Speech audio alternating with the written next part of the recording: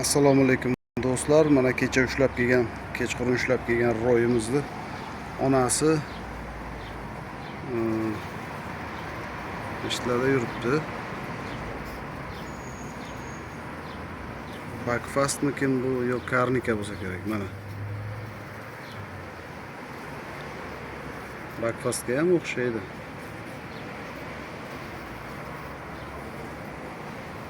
Qochishdan oldin ancha vazn tashagan ekan yoki yangi ona bilan qochishgan bular.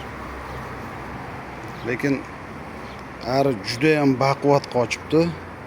Hozir bu birinchi ramkasi. Bu yoqda ikkinchi ramkasi ham bor. Xuddi shunaqa qalinlikda turibdi. Endi bularga biz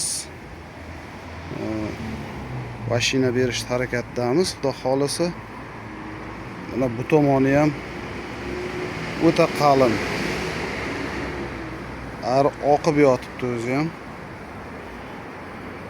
Bir-birini ustiga minib yotibdi.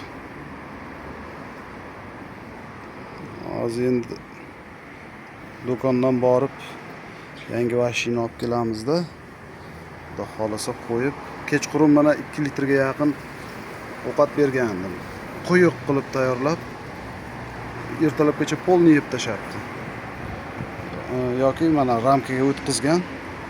Yaltiratib tashagan, ramka ham og'irlashib qolgan anchagina.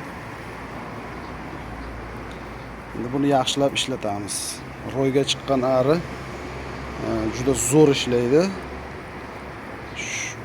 Hozir ustozlardan bir so'rab bildim.